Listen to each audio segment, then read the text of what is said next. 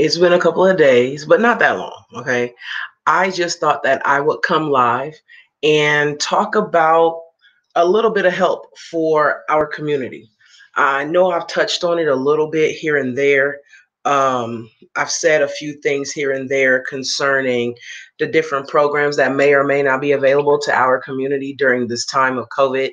Um, while we all off that Rona, you know, hold on, let me turn this down. Okay, so I am going to put the live on my phone so I can see who comes in, but I am able to see the comments right here.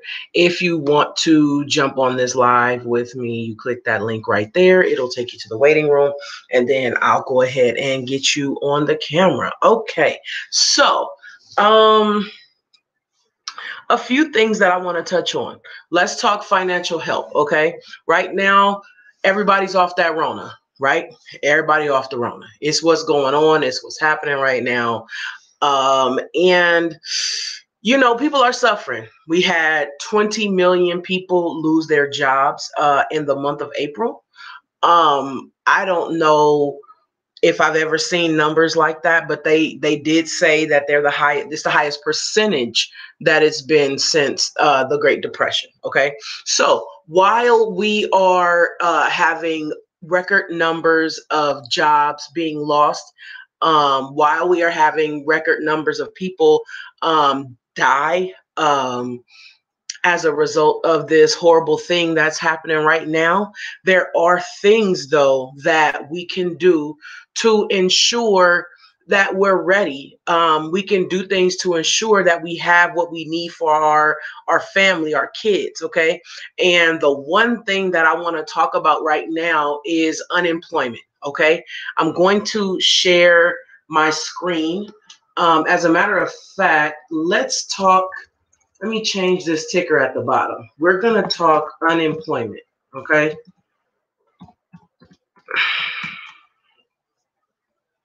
I'm going to change that right now.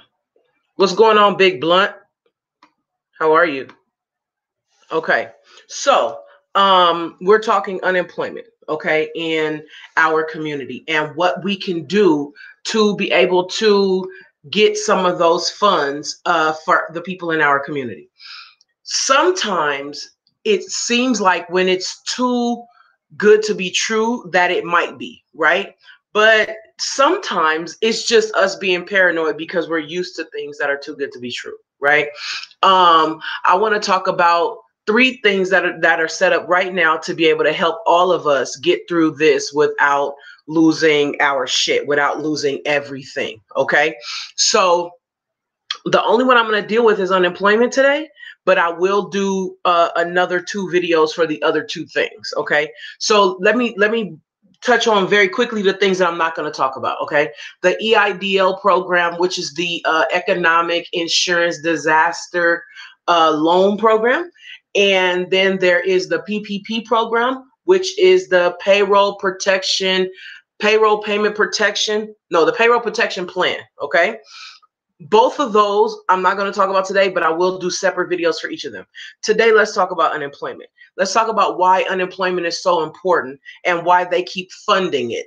And I'm going to address a few things, okay? There are people who put, hey, good morning, Dev. What's going on? There are people who are putting up posts all over social media about how frontline workers aren't able to get, you know, the things that they need, but unemployment continues to be funded, okay? While I understand what they're saying and something definitely needs to be done for the frontline workers, let me tell you why this unemployment is so important to the Black community, because this unemployment is designed specifically for those of us who have side hustles. As a matter of fact, it says side hustles in the bill, right? They specifically use that term for a reason. So if you have, some people have a job, but then they have a side hustle. They do Lyft, they do Uber, they do Instacart. What are some of the other ones that we all do? There are a lot of them, right? So you have a side hustle. And as a result of Corona, you're not able to take advantage of any of those side hustles, be it the stay-at-home order, the shelter in place. You know, you got kids and one of them may have a compromised immune system. I know that's my situation. I have a daughter who has asthma, compromised immune system. So I'm not able to just go in and out of the house freely like that, right? So there is no side hustle if you have to take care of a kid, if you have to take care of a family member that has it, not has it, but has a compromised immune system. If you yourself have a compromised immune system, if you're diabetic, you're not supposed to be going out like that. Your immune system is compromised, right? So you shouldn't be doing all of those things that everybody else is doing if you have diabetes, right? You shouldn't be doing that. Okay, so if you have a compromised immune system, you're not supposed to be out. How are you going to make money on your side hustle though, right? What if you are a personal trainer? How are you making money right now? You understand what I'm saying? So unemployment is for you, okay? It's for you, okay? So I want to show you very quickly how to walk through the steps because, listen, it is the money that you lost. That's what it is. It's not, and the government is setting it aside for you. A lot of us do not apply for these programs because we think we ain't gonna get it. A lot of us, we don't apply for these programs because we think it's only set aside for certain people. But no, whatever your situation is, the program is set aside for you. Okay, so I'm gonna share my screen right quick, and I'm going to walk you through the process. So for those who would like to know, I'm just going to share this with you. Okay. And I'm waiting on my phone to see what comes up. But anywho, this is what you do. It's very simple. You are going to go to the California. If you're in California, you're going to go to the California EDD website. If you are not in California, whatever your state is, you're going to go to your state unemployment website. I'm going to walk through California's because, you know, hey, that's the state that I live in, right? Okay, so you go to their online services, okay? You can also go to file a claim. I chose to log into the online services before I filed the claim, but you can go either way. You can go to file a claim, and here it says, due to the impact of COVID-19, we made the following temporary exceptions for all uninsurance claims till further notice. The 7-day waiting period is waived for claims beginning on or after January 19, 2020. That's amazing, guys. You know how when you apply for unemployment, it takes 3 to 5 weeks? You understand what I'm saying? It's not that anymore, okay? Work search. You're not required to look for work to be able to be eligible for benefits.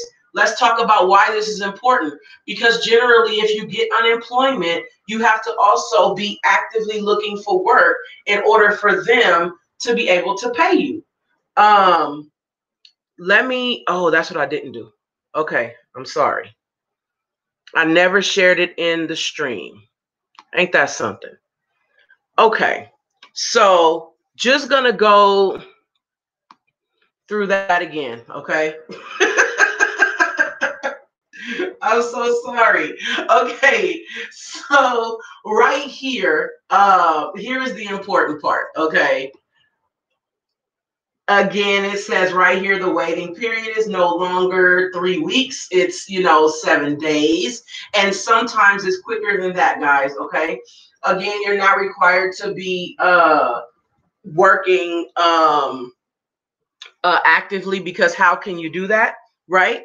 And the information that you need to file a claim, you're not going to need all of this, by the way. There is about, I don't know, a 10-minute application process, okay? So how to file a claim, you can go on, hit online, right? And they let you know you can do that all the time, or you could try to, call in, but we all know how that's working. But what I would do is I would log into unemployment benefits program online and go through the process. So let me let you know how this works. They will let you know within a week if you are approved or not. They will have you certified for your benefits online. Not only that, they will, in some cases, pay you retroactively from the time that the COVID-19 situation started. So you have some pretty good options right now.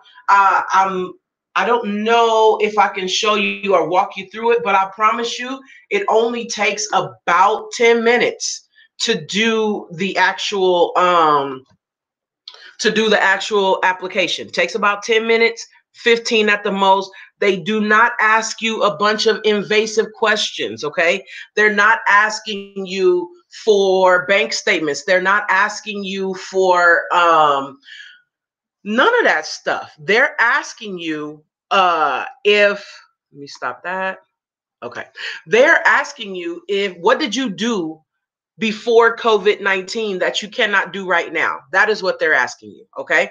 Once they ask you that, you let them know what it is that you're doing, whether your side hustle was cutting hair, doing hair, braiding hair, whether your side hustle was personal training, Lyft, Uber, all of those things. That was your side hustle. That's what you use as your previous employment or employer.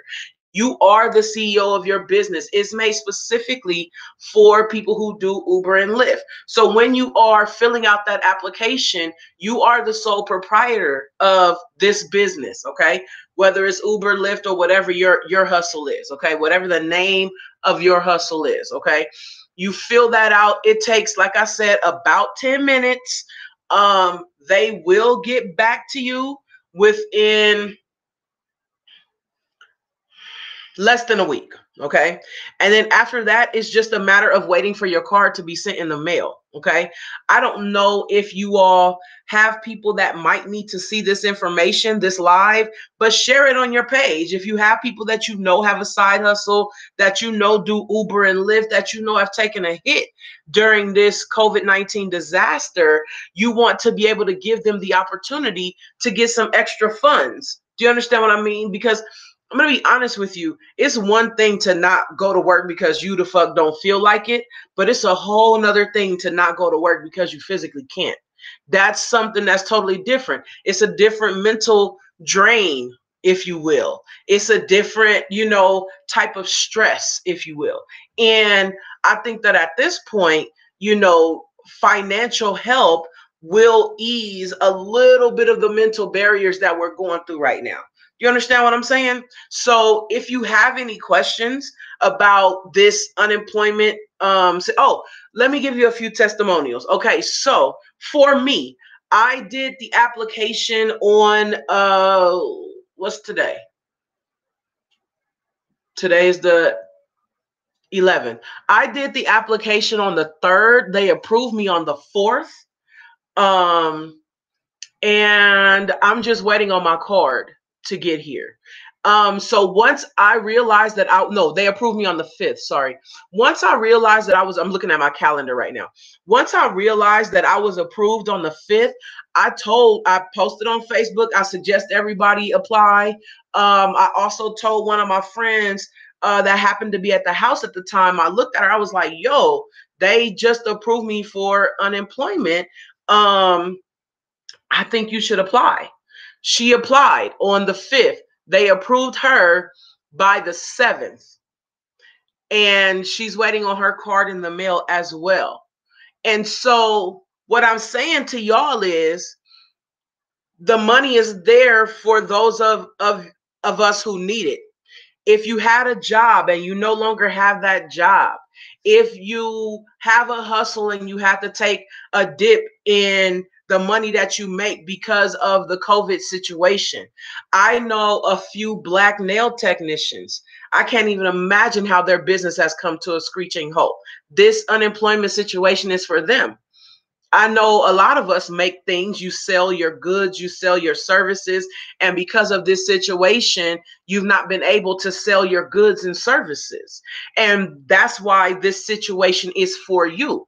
Because at this point, you cannot sell your goods and services. However, you can be made whole or partially whole from the government because of the pandemic. Okay, so it's not a come up, it's not a get rich quick scheme.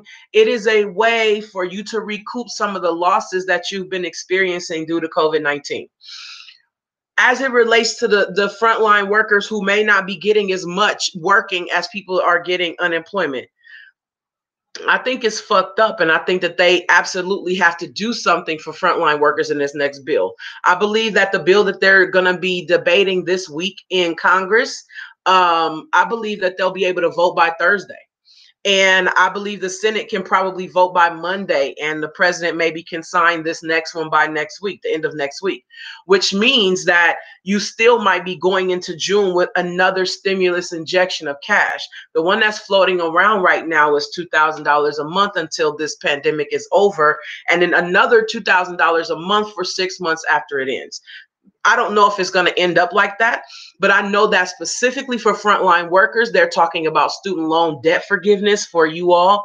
They're talking about 3 extra weeks of sick pay that you can take advantage of after the COVID disaster is over. They are also talking about adding $12 additional per hour for every frontline worker that is continuing to work during the COVID-19 disaster.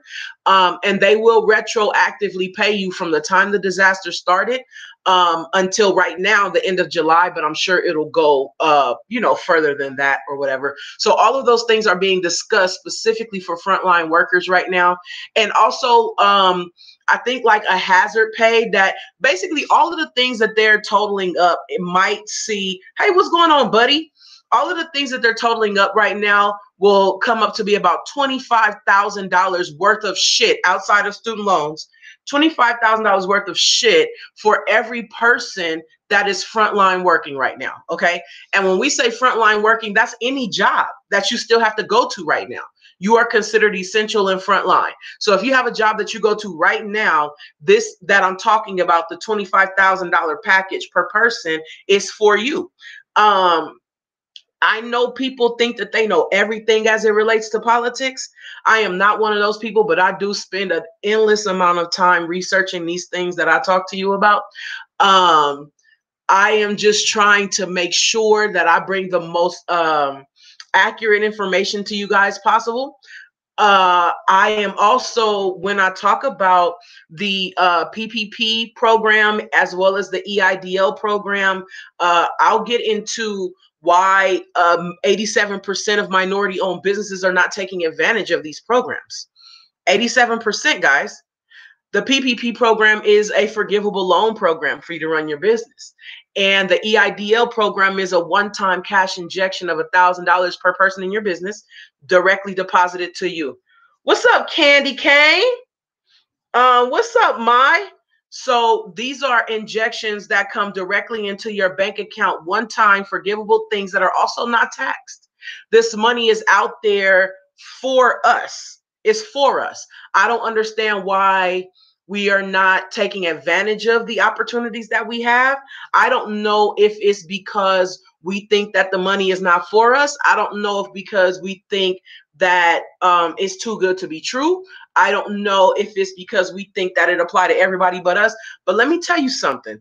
The people that don't look like this, they getting all that money.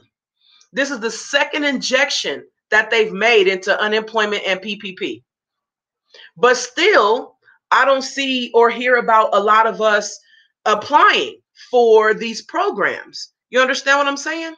And so I'm paying attention to things like taxes and what you can claim. As far as the unemployment right now, you can tax it, but there's also something floating in the House that will retroactively make it non-taxable. So there's so many things happening right now, but there is a huge bill coming together. The Republicans care a lot about liability insurance for business owners. They care about, they open up the economy. People go in and start shopping. Let's say they go to Crate and Barrel or some shit, and they go to Crate and Barrel. Somebody in Crate and Barrel got the COVID-19. They catch COVID at Crate and Barrel. Now they want to sue Crate and Barrel because they got sick as a result of being at Crate and Barrel. The Republicans are saying, listen, nah, we don't want that. We need to have some liability protections. But the Democrats are like, yo, so you're going to force people to go back to work, And then you're saying they can't sue if they get sick. So now they're just talking about language in the bill. Now they're talking about, another Republican floated an idea that said, okay, so what if we said you go back to work, right? If you want to. And if you don't want to, you can choose to stay on unemployment. But if you go back to work and you get sick, you cannot sue. If you choose to go back to work and then you get sick, you cannot sue your employer because it was your choice to go back to work. So those are some of the ideas that they're floating around in the House right now. I'll let you know as soon as I have more information.